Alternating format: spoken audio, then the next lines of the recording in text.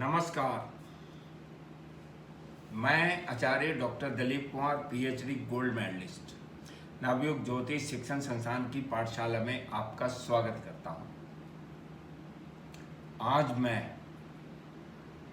कुछ बच्चे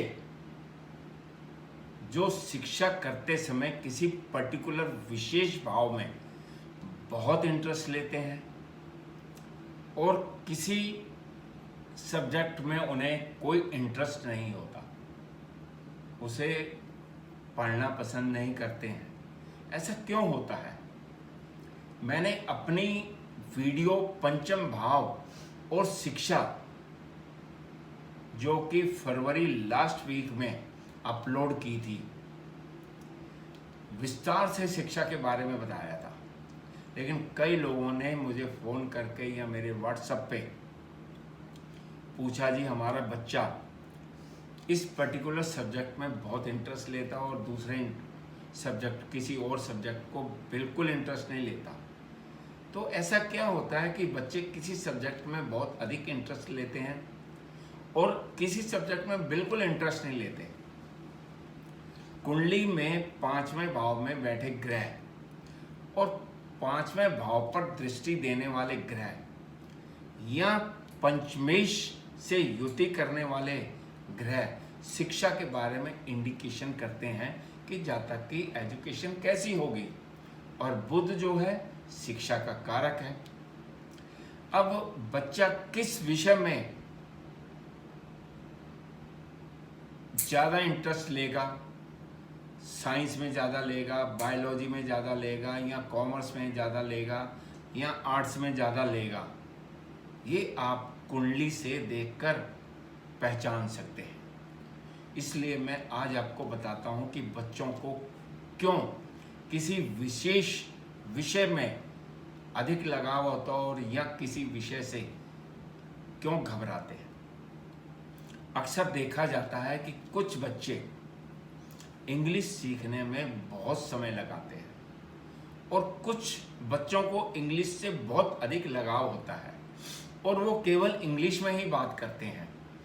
कुछ लोगों को मैथमेटिक्स समझ नहीं आता, उनकी कैलकुलेशन बहुत कमज़ोर होती है, और कुछ बच्चे मैथमेटिक्स में, गणित में या कैलकुलेशन में बहुत एक्सपर्ट होते हैं, बहुत इंटेलिजेंट होते हैं, उनकी कैलकुलेशन बहुत अच्छी होती है। कुछ लोग ऐसे होते हैं जो हिस्ट्री में कोई इंटरेस्ट नहीं लेते हैं और कुछ लोगों को हिस्ट्री सब्जेक्ट बहुत अच्छा लगता है। इसी प्रकार कुछ बच्चे कंप्यूटर को एक हवा मानते हैं, बहुत घबराते हैं, कंप्यूटर का टच करने से भी घबराते हैं कहीं ख़राब ना हो जाए।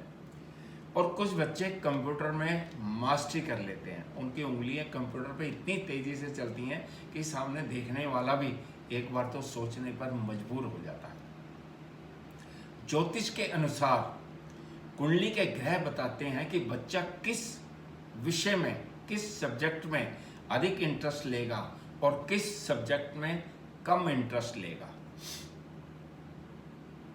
ज्योतिष के अनुसार बुध शिक्षा का, गणित का, कैलकुलेशन का कारक ग्रह है। बुध मिथुन राशि में शुभ राशि का और कन्या राशि में उच्च राशि का होता है और सूर्य और शुक्र को मित्र मानता है, मंगल को शत्रु मानता है। कुंडली में बुध अपनी शुभ राशि या उच्च राशि में हो या केंद्र त्रिकोण में मित्र राशि में हो या शुभ ग्रहों की युति हो, शुभ ग्रहों की दृष्टि हो या कुंडली में बुध आदित्य योग हो, तो जातक की शिक्षा बहुत अच्छी होती है और बच्चे को मैथमेटिक्स में, कैलकुलेशन में, गणित में इंटरेस्ट बहुत अधिक होता है और वे कॉमर्स सब्जेक्ट की और अधिक इंटरेस्ट लेते हैं और आगे जाकर वो CA, ICW, कंपनी सेक्रेटरी का कोर्स कर लेते हैं।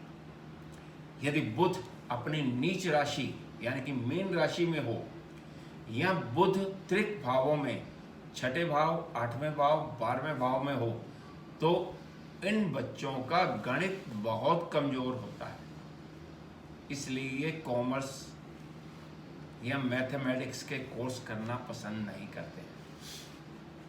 अब बात करते हैं इंग्लिश की। इंग्लिश हालांकि एक विदेशी भाषा है और कई बच्चे इंग्लिश से बहुत घबराते हैं। शनि इंग्लिश भाषा का कारक ग्रह है। राहु और केतु भी विदेशी हैं। शनि की स्वराशि मकर राशि और कुंभ राशि होती है। शनि तुला राशि में उच्च का होता है और मेष राशि में नीच का हो जाता है। शनि शुक्र को और बुध को मित्र मानता है और सूर्य और चंद्रमा को शत्रु मानता है। यदि कुंडली में शनि अपनी उच्च राशि में या स्वराशि में, उच्च राशि तुला राशि और स्वराशि मकर राशि या कुंभ राशि में हो, या शनि केंद्र त्रिकोण में अपने मित्र की राशि में हो या शुभ ग्रहों के प्रभाव में हो, तो बच्चे का इंटरेस्ट किसी विदेशी भाषा में होता है और इंग्लिश भी एक विदेशी भाषा है।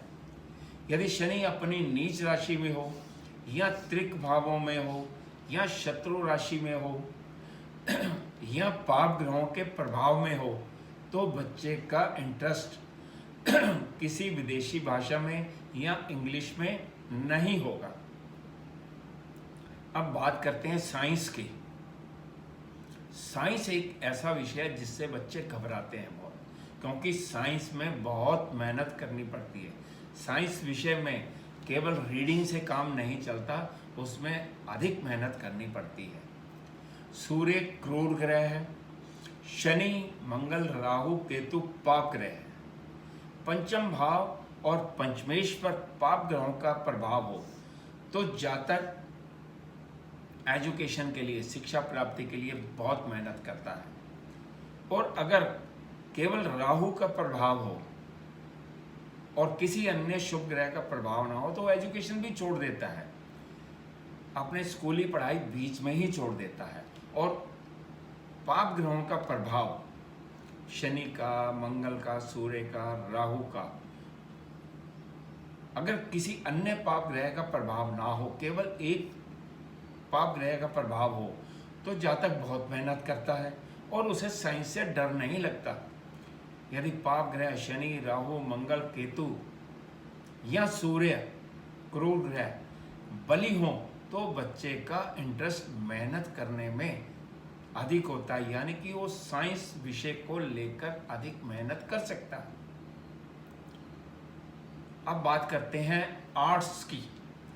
आर्ट्स सब्जेक्ट, यदि कुंडली में चंद्रमा या शुक्र बली होते हैं, अपनी स्वराशि में हो, चंद्रमा की स्वराशि कर्क राशि है और उच्च होता है वो वृष राशि में, और शुक्र जो है स्वराशि होती है वृष राशि और तुला राशि और उच्च होता है मीन राशि में। यदि शुक्र या चंद्रमा अपनी स्वराशि या उच्च राशि में हो या केंद्र त्रिकोण में मित्र राशियों में हो, तो बच्चे का इंटरेस्ट आर्ट्स की ओर चला जाता है और उसकी शिक्षा जो है कला के क्षेत्र में होती है और वो उसी में आगे फील्ड में निकल जाता है। अब बात करते हैं कंप्यूटर साइंस की। राहु और केतु कंप्यूटर के कारक हैं। राहु और केतु टेक्निकल एजुकेशन के कारक हैं। यदि पंचम भाव पंचमेश पर राहु या केतु का प्रभाव हो या कुंडली में राहु केतु बली हो, तो जातक का इंटरेस्ट कंप्यूटर साइंस में अधिक होता है और वो कंप्यूटर साइंस में बहुत अधिक मेहनत करने के कारण वो आईटी सेक्टर में चला जाता है। उसकी एजुकेशन कंप्यूटर से रिलेटेड है।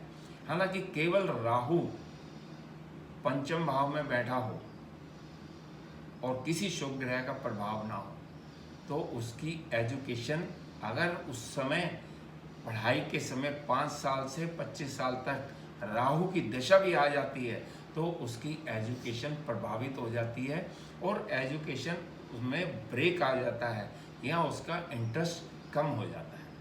यदि आपको मेरी ये वीडियो पसंद आए, इसे लाइक कीजिए, शेयर कीजिए और मेरे चैनल नवयुग ज्योतिष चैनल को सब्सक्राइब कीजिए। नमस्कार।